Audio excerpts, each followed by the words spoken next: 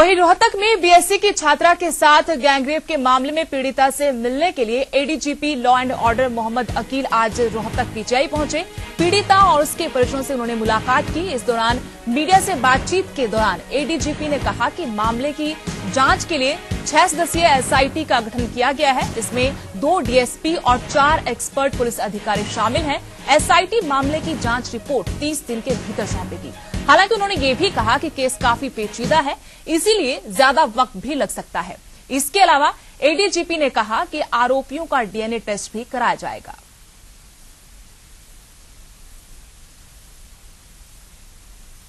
इसके साथ ही आपको ये बता दें कि इस मामले में आरोपियों की तरफ से आरोप पुलिस पर यह लगाया गया है कि दबाव के चलते उनकी गिरफ्तारी की गई है। मीडिया के दबाव के चलते गिरफ्तारी की बात उनकी तरफ से कही गई। आज कोर्ट में इनको पेश किया गया। 3 आरोपी पुलिस ने गिरफ्तार किए हैं। इसी पर हम अपडेट लेते हैं। हमारे संवाददाता धीरेन्द्र इस वक्त हमारे साथ जुड़े हैं रोहतक से। धीरेन्द्र, जहां एक तरफ पुलिस मामले की तफ्तीश में लगी हुई है, 3 आरोपियों गिरफ्तार किया गया, लेकिन तीनों आरोपियों की तरफ से अब पुलिस पर यह आरोप लगाया गया है कि मीडिया के दबाव के चलते उनकी गिरफ्तारी हुई है। जो सबूत उनको सौंपे गए थे उनकी तरफ पुलिस ने ध्यान नहीं दिया। हाँ, देखिए, आरोपी पक्ष का सीधे तौर पर आरोप था कि पुलिस ने जो गिरफ्तारी की है वो मीडिया के दबाव में की गई है। चौतरफा दबाव बनाया गया था पुलिस के ऊपर, इसलिए पुलिस ने ये गिरफ्तारी की है। हालांकि ADGP law and order Mohammad Akil ने भी साफ तौर पर कहा कि हमने जो गिरफ्तारी की है वो किसी तथ्यों के आधार पर नहीं की है, बल्कि जो पीड़िता ने शिकायत दी है, शिकायत के आधार पर ये गिरफ्तारी की गई है। और जो 3 आरोपी गिरफ्तार किए गए हैं इनको आज रोहतक कोर्ट में पेश किया गया है। हालांकि इस कोर्ट में आरोपी पक्ष की तरफ से कई संगीन आरोप भी लगाए गए हैं पुलिस के ऊपर भी, और कई तरह की मांगे भी रखी गई है कि हम भी डीएनए टेस्ट कराने के लिए तैयार हैं। अपने जितने भी आरोपी हैं सबका नार्को टेस्ट भी कराना चाहते हैं, लेकिन जो पीड़िते का भी डीएनए टेस्ट होना चाहिए, उसका भी नार्को टेस्ट होना चाहिए। और जो भी पुलिस जैसी भी इन्वेस्टिगेशन में हमारी मदद मांगेगी हम पूरी मदद करने के लिए तैयार हैं। साथ ही कोर्ट में एक एप्लीकेशन भी लगाई गई है कि जो सीसीटीवी फुटेज मिली है उनको सील कराया जाए, कहीं इनको किसी तरह का नुकसान नहीं पहुंचा जाए, पुलिस अपने कब्जे में ले और बाकायदा कोर्ट में भी ये सबमिट करे कि हमने सारी सीसीटीवी फुटेज को अपने कब्जे में ले लिया है जहाँ उनका ओरिजिन था, यानी कि जिस जगह पे वो बनी हुई थी, जिस टाइम था, तो सारी की सारी। लेकिन धीरेन्द्र, जितनी बातें अभी तक निकलकर सामने आई है उसके बाद पुलिस ने जो कार्रवाई की है उसके बाद तो मामला और भी ज्यादा पेचीदा हो गया है। आरोपियों ने साफ कहा कि सबूत सौंप दिए, फिर भी उनकी मीडिया के दबाव में गिरफ्तारी कर ली। आपने कहा कि एडीजीपी की तरफ से भी यही कहा गया है।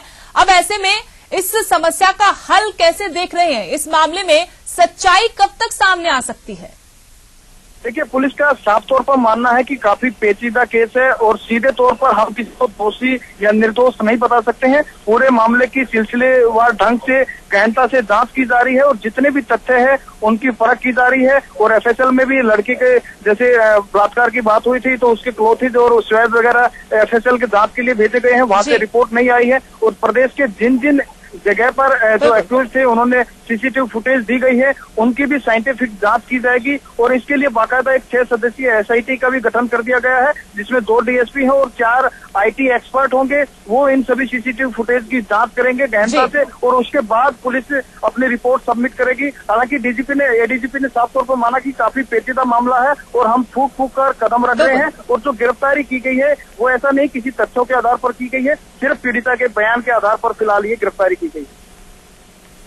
बिल्कुल, बहुत बहुत शुक्रिया धीरेन्द्र तमाम जानकारी देने के लिए। रोहतक कथित गैंगरेप मामले में 3 आरोपियों गिरफ्तारी हुई थी, आज उनको कोर्ट में पेश किया गया। आरोपियों की तरफ से अब आरोप पुलिस पर यह लगाया गया है कि पुलिस ने तथ्यों की अनदेखी करते हुए मीडिया के दबाव में उनकी गिरफ्तारी की है। थोड़ा सा ब्रेक यहां पर लेते हैं, कुछ और खबरों के साथ जल्द लौटते हैं।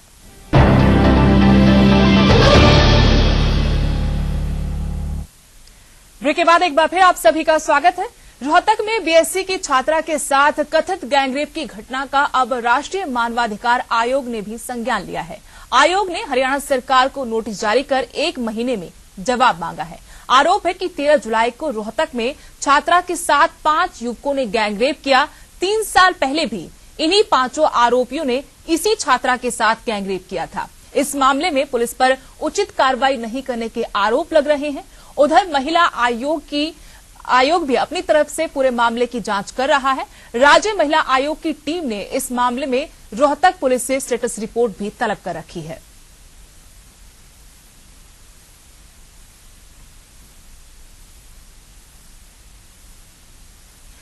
वहीं करीब 2 सालों से नियुक्ति का इंतजार कर रहे 9,455 जेबीटी अध्यापकों को हाईकोर्ट से आज भी कोई राहत नहीं मिली। दरअसल बार एसोसिएशन की हड़ताल के चलते मामले में सुनवाई नहीं हो पाई।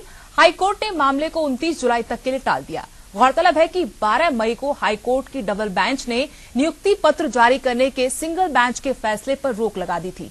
उसके बाद से इन अध्यापकों की नियुक्ति का मामला एक बार फिर से अधर में लटक गया। मंगलवार को इन टीचर्स ने सीएम मनोहर लाल से मुलाकात की और सीएम से कानूनी मदद की मांग की थी। सीएम ने इन्हें सरकार की तरफ से पूरी मदद का भरोसा दिया था। हरियाणा रोडवेज वर्कर यूनियन संबंधित सर्व कर्मचारी संघ ने आज चंडीगढ़ डिपो के महाप्रबंधक को अपनी मांगों को लेकर ज्ञापन सौंपा। कर्मचारियों की माने तो अगर 9 अगस्त तक उनकी मांगे नहीं मानी गई तो वो आंदोलन करेंगे, लेकिन उससे पहले 24 जुलाई को रोहतक में राज्य स्तरीय कर्मचारी कन्वेंशन बुलाया जाएगा।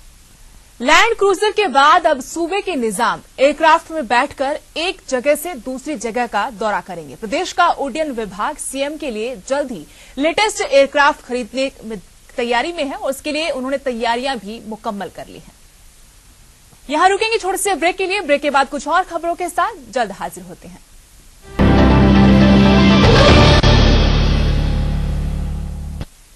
ब्रेक के बाद एक बार फिर आप सभी का स्वागत है।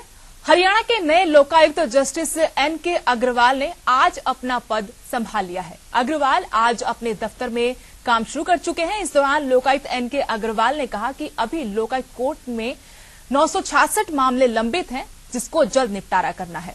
उनकी प्राथमिकता यही रहेगी। मंगलवार को जस्टिस अग्रवाल ने हरियाणा राजभवन में आयोजित समारोह में गोपनीयता की शपथ ली थी। 62 साल के जस्टिस अग्रवाल मूल रूप से राजस्थान के बहरोड के रहने वाले हैं।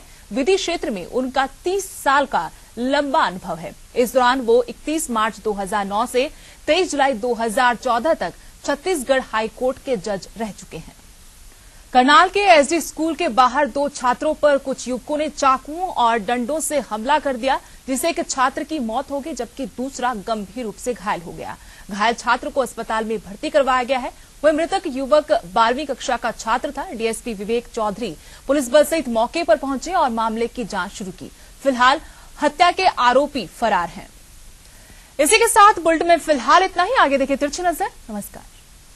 में हालात रहे हैं, जाम की स्थिति बनती है, हल्की सी बारिश आने पर कई जगहों पर जल भराव हो जाता है।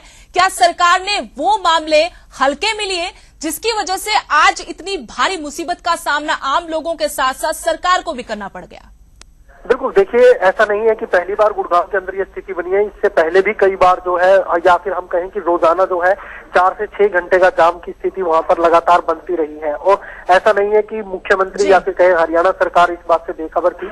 हरियाणा सरकार को पूरी जानकारी थी कि कभी भी ये हालात जो है बन सकते हैं। अगर बारिश थोड़ी सी ज्यादा होती है तो हालात और ज्यादा खराब हो सकते हैं। लेकिन कुछ जो है वो फ्लाईओवर या फिर बाईपास की तरफ तो सरकार का जरूर रुझान था कि इसको चौक के पास से जो है बाईपास निकाला जाए, लेकिन कोई हम कहें कि दूरगामी रणनीति की जाम की समस्या से निपटा जाए, इसको लेकर कहीं ना कहीं लापरवाही हरियाणा सरकार की तरफ से रही है। गुड़गांव के जो प्रशासनिक अधिकारी हैं, जिला के जो प्रशासनिक अधिकारी हैं, उनकी तरफ से भी ढुलमुल रवैया जो है इस स्थिति को लेकर रहा है। नहीं तो हम ये कह सकते हैं कि बीजेपी सरकार को 2 साल हो चुके और 2 साल के अंदर कोई मास्टर प्लान जो है वो गुड़गांव के लिए अभी तक तैयार हो जाना चाहिए था। सुदेश।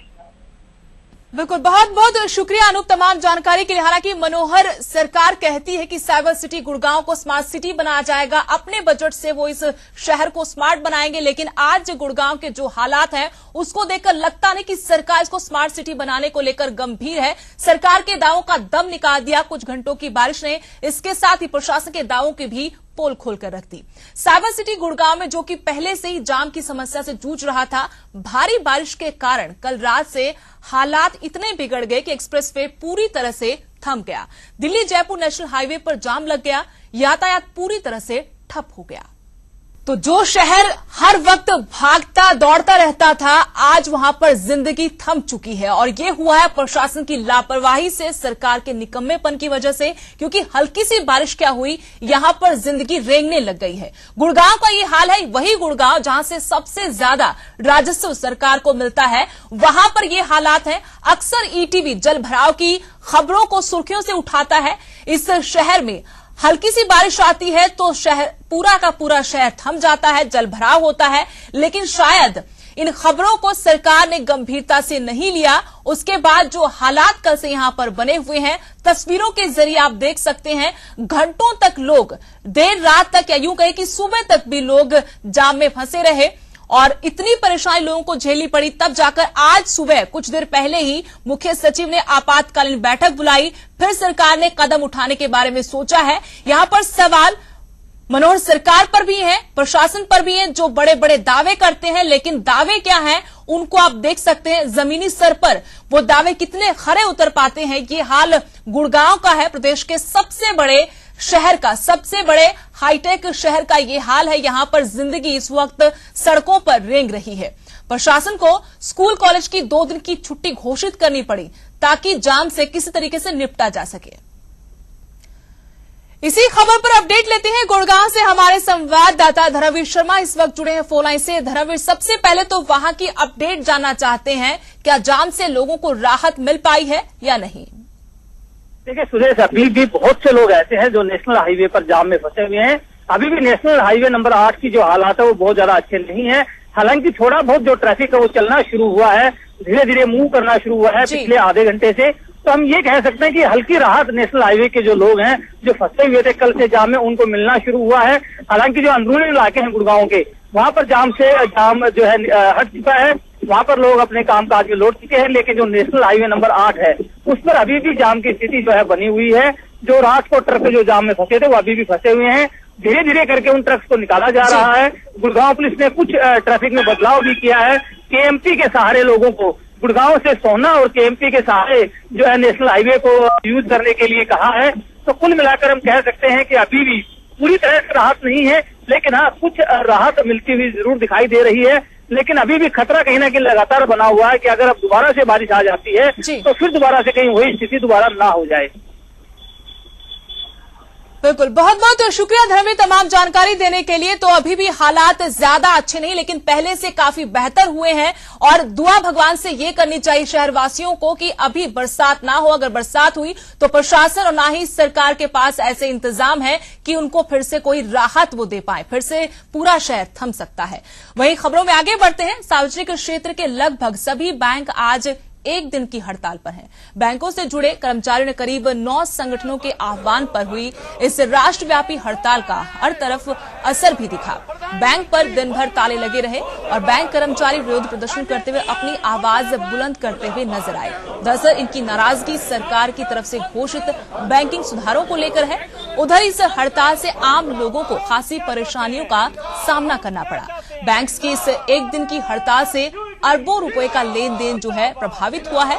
बैंक कर्मचारियों का यह भी कहना है कि उन्हें सरकार के बैंकिंग सुधार की जो पहल है वो कतई पसंद नहीं है।